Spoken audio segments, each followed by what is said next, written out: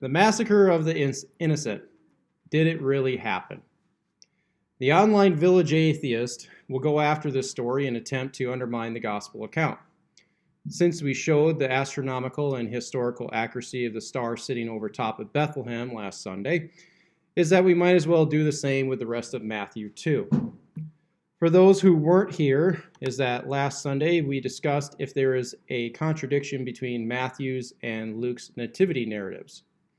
On the surface, the only thing that they share in common is Bethlehem, and an obvious difference is that Matthew says that Joseph, Mary, and Jesus fled to Egypt, while Luke says that they returned back to Nazareth after the birth. We noodled the text to see that Matthew actually said that Jesus had already been born at this point, meaning that chapter 2's events of the wise men wasn't occurring during the time of Jesus' infancy. Verse 2 has the wise men saying themselves that he's already been born. And the gap in time between his birth and the Magi's arrival is textually driven by Herod's order for all the boys 2 and under to be killed. His determination for 2 and under was based upon the Magi's answer to the date of when did the star appear. The appearance of the star is brought up in 2:2's rising language, and this occurred on August 1st, 3 BC. We showed this in the astronomy software. You can see Jupiter's rising just before the sun on August 1st, 3 BC at roughly 5 a.m. We kept tracking the stars in relation to Jesus' birth, where again, astronomical language is tied to it in Revelation 12, verses 1 through 5. After the star rises is that it moves to a conjunction path with the king star Regulus in the Leo constellation. So if you think back into the Old Testament, the Lion of Judah and the star shall come out of Jacob, those prophecies is where John was getting this from. We can move across the sky to the Virgo constellation here and see that the sun is indeed clothing her, and the moon is at her feet, just like Revelation 12:1 says. So, September 11th, 3 BC is the birth date for Jesus that I go with. We concluded our study by tracking the last description of the star's movement, with the wise men saying that the star went before them when leaving Jerusalem and came to a stop over top of Bethlehem. Now, how that's possible with Jupiter is what astronomers call retrograde motion.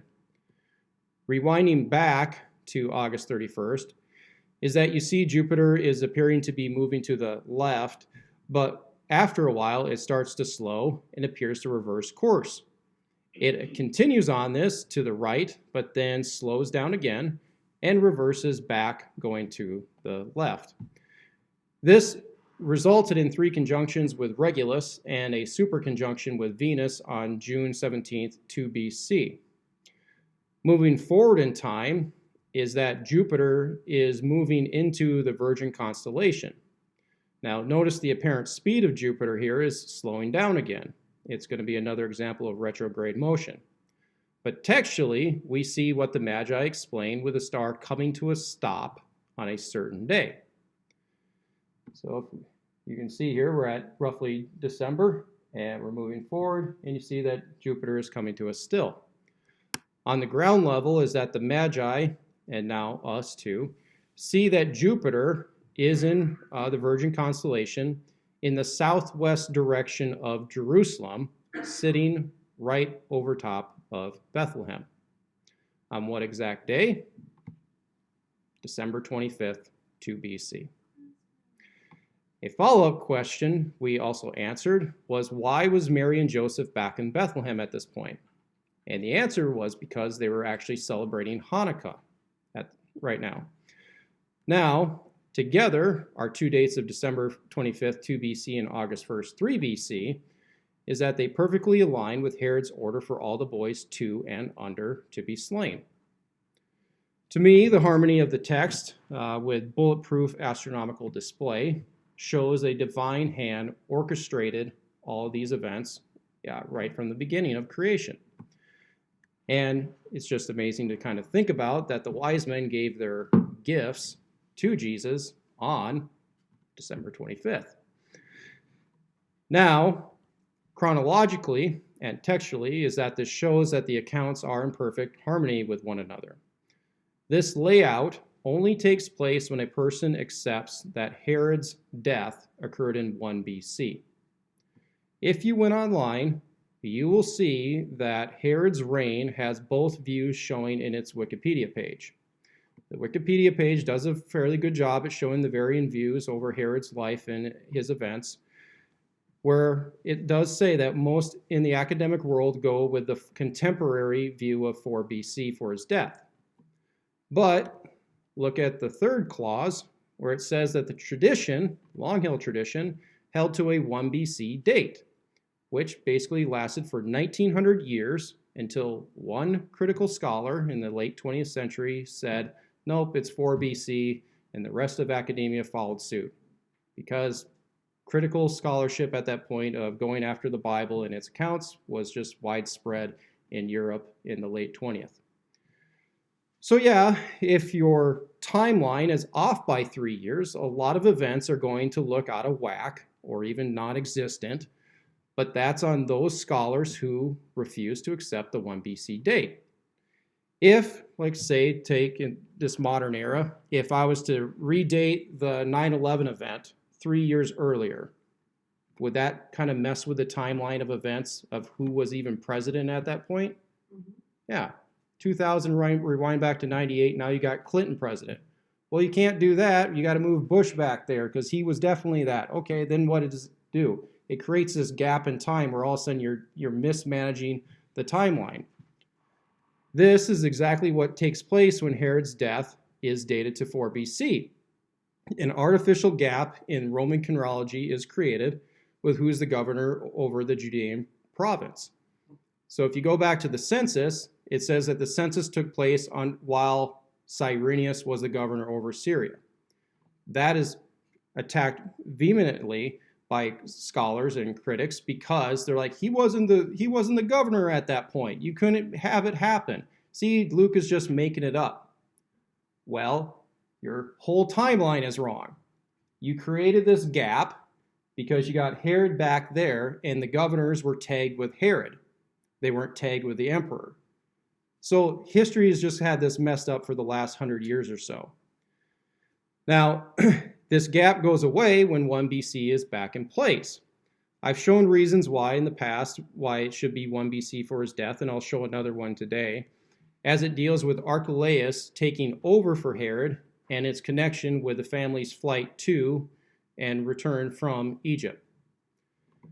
Zooming in on Matthew 2's timeline is that I will show how much Josephus actually corroborates the gospel account and does not undermine it as many in the critical camp portray it doing. But in order to do that is that we actually do need to go back to the census, and doing so is that we will deal a death blow to the idea of Herod dying in 4 BC. We know from Luke 2 that Caesar Augustus ordered the census throughout the empire.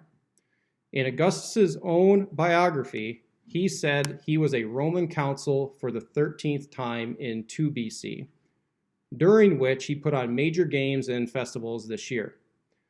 Roman chronology is very accurate, as Roman consuls came in pairs and held a 1-year term. So dating his 13th time as the Roman consul to 2 BC can be easily done. During big events, Augustus had everyone swear oaths of allegiance to him, and usually a new honorary and sometimes deifying title was given to him by the people and through the Senate. Augustus is a title itself. His real name is Octavian. Julius Caesar, then he's the nephew of Julius. Now in 2 BC, he was given the new title, Father of the Fatherland, and it was given to him by the whole Roman people. And that includes all the provinces that fell under the empire. The official bestowing of this title took place on February 5th, 2 BC. So, having the regular people do it would have been done during 3 BC. Now, 2 BC also marked the Silver Jubilee, or 25th year of Augustus's rule as emperor, and also the 750th year of Rome's founding. So some big-time anniversaries are taking place in 2 BC, so you can see the build-up here. But where's the 3 BC whole world oath mandate from Augustus? Well, that comes from 2 sources. First is in Suetonius's famous work, The 12 Caesars. He said that Augustus held 3 major censuses in 28 BC, 8 BC, and 14 AD. And there's added language, just for the sake of time though, is that he held a kind of a sub one every 5th year. But when big events start to come around, you do it again. And that Augustus required the people to give him the same veneration as to the gods, i.e. deified worship. Suetonius says, the whole body of citizens with a sudden unanimous impulse proffered him the title Father of his country. So the whole empire had to revere Augustus with this new title, and Suetonius adds that it first started with the commoners, which would have been in 3 BC. Our second source is Josephus, and he wrote on this oath mandate saying, accordingly, when all the people of the Jews gave assurance of their goodwill to Caesar and to the king's government, these Pharisees did not swear, being about 6,000 of them. Notice that all the people were made to do this, but 6,000 Pharisees refused to do it because they weren't going to bow down to and honor the emperor this way, as he demanded. So, right there is your 3 BC whole world census that Luke was referring to. And instead of thinking of the normal IRS taxation process, is that it's better to understand this in Luke, the wording, as being an enrollment or a registration of the swearing of allegiance to Caesar. Now, why didn't the Pharisees take the oath? Because the death penalty is going to definitely come with it. Well, it was because they were believed to have the foreknowledge of things to come by divine inspiration, the Bible. They foretold how God had decreed that Herod's government should cease, and his posterity should be deprived of it. If you're not hearing Daniel 2, 7, and 9 in there, go look at my series on that. But these predictions were not concealed from Salome, one of his wives, but were told to Herod himself. This is an absolute death blow to 4 BC because Herod is alive during and after the oath mandate during 3 BC. Continuing on, it says that Herod was also told how the 6,000 Pharisees had perverted some persons in the palace itself. So the king slew such of the Pharisees as were principally accused, and also he slew all of those in his own family who had consented to what the Pharisees foretold. So Herod killed everyone involved that believed in this prophetic overthrowing of his kingdom. Gee, why does this pattern of events sound so familiar? So what's the takeaway here? Herod kills whoever gives him any sense of threat in taking his crown. And this occurred during the empire-wide census in the fall of 3 BC. So, a year later, when the Magi come to town, where a huge gathering is going on because of Hanukkah, is that them saying that they have seen prophetic fulfillment of the Messiah's star in the sky, is that it provides perfect clarity as to why verse 3 says that Herod and all of Jerusalem were troubled by the Magi's news that the Messiah had been born. We just saw Herod killing people for spreading the idea that the messianic prophecy was happening and going to take him out of power. And it just so happens that Josephus says at this time, certain Pharisees got some men inspired to rip down the Roman eagle on top of the temple gate in conjunction with the January 10th, 1 BC blood moon that I was pointing you to, where his death is about to occur. Now, what inspired these guys to go up there and rip down the Roman eagle? Well, I say it's because of the Magi's arrival, and the word was spreading that the Messiah had been born. And they know that the Fourth Empire, Rome, once they go, God's everlasting kingdom come in. They're anticipating it with this news. Josephus continues saying that very soon after this, Herod kills his own son and heir to the throne, Antipater, because he believed Antipater was trying to assassinate him and take his throne from him.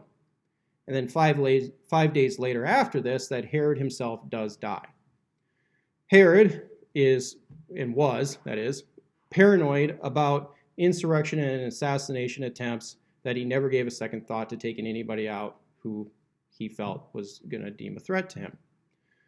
So, are you kind of seeing the perfect harmony between Matthew and Josephus's accounts here? They may be not talking about each other, but their events are perfectly in line with one another. So, when Herod called for the priests and explained to them Micah 5:2's prophecy with the Messiah being born in Bethlehem, and him getting the date for the stars rising from the Magi, is that Herod then concocted the plan to use the Magi as trackers so that he could go and kill the Messiah. But God warned the Magi not to go back to Herod, and after a few days, Herod found out that he was duped by them, and he just flat out lost it and ordered that all boys 2 and under in Bethlehem should be killed. He was just basically, all right, take them all out then. I ain't going to just track down one kid. Which is in perfect character of Herod from all the other occasions that we saw with Josephus. All of this perfectly harmonizes chronologically and contextually with Josephus. Herod was a massacring nut job from day one, with his predecessor Antigonus was taken out all the way to his last day with him taking out his very own son. Now, is there any external sources that corroborate the New Testament story? Yes. 5th century Roman and pagan writer Macrobius said in his main work, 7 Books of Saturnalia, that when Augustus heard that among the boys whom Herod the king of the Jews in Syria had ordered to be killed within 2 years, and his son also killed, Augustus said, "It is better to be Herod's pig than his son." Take note that Macrobius ties the two events together in the same time frame, matching our timeline here. Too many scholars improperly call the massacre folklore, myth, or even some try to diminish it down to just a micro event where it's just a handful of boys that were taken out. So it's not a big worldwide thing. Now, all these views are predicated on not accepting Scripture as historically reliable, because if you can't argue against the birth narratives, you're going to have a hard time arguing against the crucifixion and the resurrection as well. Take it out at its root, then they feel they got the whole thing out. We just saw that Augustus, though, was aware of the massacre, indicating that this wasn't a small number. And this is actually supported by Matthew, because he said that Herod's order extended to all of the coastal towns as well, not just Bethlehem. This is likely one of those little lines within the text that are like, oh, I never noticed that. I thought it was just Bethlehem. No, his reach went all through his jurisdiction. And this again provides great context and support to why the angel told Joseph, get the family to Egypt, because you got to get out of Herod's reach completely. 2:15 says that the family remained in Egypt until Herod died. And so once again, this perfectly lines up in the timeline. The family's return into Israel starts with Josephus saying that Herod's funeral and rise of Archaelaus all took place before the spring 1 BC Passover. In 1 BC, there's a nice 80-day window between the eclipse and the Passover that year. The 4 BC date only has 29 days between it, and I know maybe it's hard from that angle, but 5 days are already in number 3, and Archaelaus mourning his brother for 7 days occurs. 12 out of 27, you're left with 17 days to do this province-wide gigantic funeral process. It just doesn't fit. 80 days works. Now, with Archaelaus assuming control, is that Josephus said that he brought in the troops to quell any uprising, because the people were very mad at Herod for executing Matthias and the others who tore down the eagle. And this transition would be the best time for a revolution to commence, as the next king hadn't officially been declared by Augustus yet. Yet, because Herod just got done killing the heir, Antipater, is that he had to rewrite his wishes, but he died 5 days later. So there's a power vacuum going on here. And if you think about Jewish history, this is about the time when they always all right, this is our time to strike back at Rome. 70 AD, the 7 years where they fought back from 63 to 70 AD before the temple destruction, it was during a power vacuum time. There's nobody in charge. It's time to take back our land. So, in haste, Archelaus sailed for Rome to claim the kingdom in front of Caesar because his brother Antipas was trying to claim the kingdom for himself. The chronological dispute with Archaelaus revolves around the fact that he says that his rule lasted for 10 years before Augustus said, "You're out, you're going to Vienna." Josephus states that this occurred 37 years after the Battle of Actium, which was in 31 BC. So the 37th year falls on 6 AD when Cyrenius, the one from Luke, took over as governor of Syria for a second time. And reversing back 10 years is that it lands you on 4 BC. And so the 4 BC daters see, that's how you do that. But how this gets resolved is because Archelaus was a co-regent with Herod during that time. Archelaus didn't have the same authority as Herod, but Josephus said that Archelaus had long been exercising royal authority before Herod had died. It's just one of those little notes that the 4 BC critical side isn't going to bring up. You also see Antipater appealing to Herod to spare his life in front of him because he said, "Dad, you already made me king. How are you going to take me out?" I don't care. Antedating of his son's rules, co-regent style, was something common in the ancient world. You even see this with David and Solomon. David anointed Solomon as the next heir, and there was a little bit of overlap. So it's not something that goes unprecedented. That's how you keep the royal family line going. You got to have somebody up to bat. So co-regency easily accounts for Archelaus's 4 BC start, and there are other places in Josephus that I could demonstrate this as well. So Archelaus bringing in the troops at Passover to squash any potential coup perfectly ties into how Matthew describes the family's return. And the angel comes again to Joseph and says, "Arise and take the young child and his mother and go into the land of Israel, for they are dead which sought the young child's life." And he arose and took the young child and his mother and came into the land of Israel. But when Joseph heard that Archelaus did reign in Judea in the room of his father Herod, he was afraid to go there. Notwithstanding, being warned of God in a dream, he turned aside into the parts of the northern Galilee. This description perfectly aligns itself again with Josephus's account that Archelaus was suppressing any Jewish uprising back in Jerusalem during the Passover season. God's word is exactly that. It's God's. It's dead accurate. Every time someone says it's historically in error is because they themselves are working with a bad timeline to begin with. I believe that showing how accurate the Bible is historically with the birth accounts is that naturally in the process is that you're going to take that person into showing how historically accurate his crucifixion and resurrection accounts are as well. If you can show the beginning is accurate, you can show the end is accurate as well. Reminder, hit the subscribe button below, turn on the notification bell, hit the like button, and leave a comment. And don't forget to visit us at justscripture.org. But in the meantime, stay salty.